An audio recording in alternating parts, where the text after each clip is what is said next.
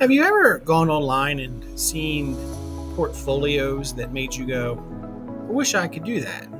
Well, you can. You can use all kinds of tools to do this. Uh, Social media, everything. You can create student portfolios or work portfolios. There's a lot of different ways to go. Resumes, you can tell all about yourself. Let's Okay. go along and see So to how. start, we're going to use Google. So first we will go to sites.google.com.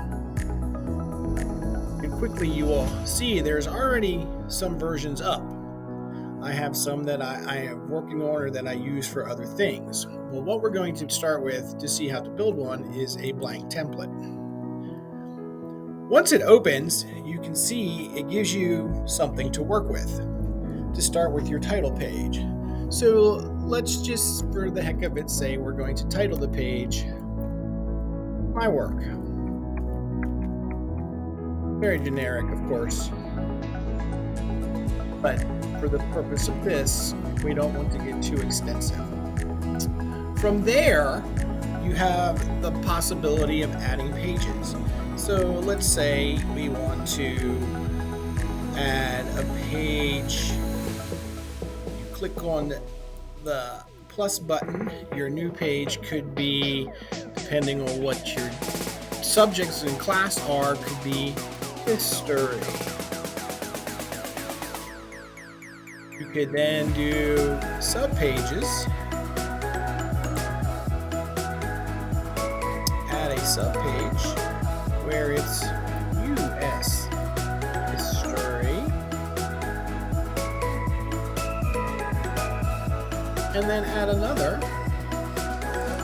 Click on the three dots again, add another subpage, and that could be world history. Done. It will work out just fine. And I'll show you something that is under creation for the class I am teaching. It's actually designed for our whole class. So this is Mr. Selby's third grade class, 2023-24. If I click on the pages, we can see pictures, This Week in Health, Social Studies, Science, Math, ELA. So everything we do in class will be put up there, and not only can the students see it, but the parents can see it. And down at the last tab, we have is student portfolios, where they will create their own work to put in there to share with everyone. If we look at this from a preview mode, you can see this is what it looks like. Now on this one, because there's so many, I added the pages to the side, the tabs to the side. It's also probably, depending on how many you have, better to have them running across the top because they're easier to deal with. But if you get too many, then it clutters up the top of the page. We'll do sites one more time. And I'll show you there's different things you can create. Events, projects, portfolios. So the one we just created right here, oh wait, something's wrong. I didn't title it. I kind of need to put a title on this. So, as it opens, it takes its time opening, we will title this My School Book 23-24. And now you have a title site. If you're curious about what it looks like when it's done, I would like to open this for you. This is one that I did many years ago when I first learned about sites.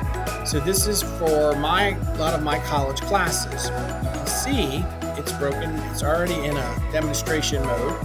So about me, if I open this, I have a biography. Very extensive biography. Click on the subpage about my favorite websites. We have this. We can click on anything, and I'll go to the Washington Post, and it opens right up from the site.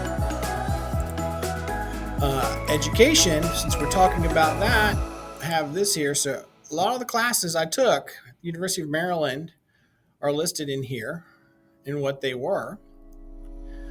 Selected works. This, of course, is the key. So we have different subjects that I took. Let's say I put open history. And these are all the papers, or many of the papers I wrote. So I'll click on this paper, Roosevelt and the Isolationist. While they fought over Europe, Japan brought the war home. This was a paper I wrote. I have it in here. If anybody ever said, hey, we want to see an example of your history writing, well, here we have it. English, I could go to English. Here we have some creative writing, analysis of short stories. So there's many different ways you can store your material in here.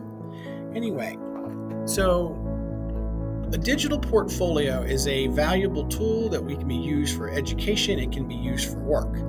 My suggestion is it's a good idea to learn from the beginning how to incorporate and build it as you go. You will have some growing pains, but the more you know, the easier it is to do. And your students become pretty quick at picking it up. This is the kind of thing they like to play with. I would like to thank you for watching.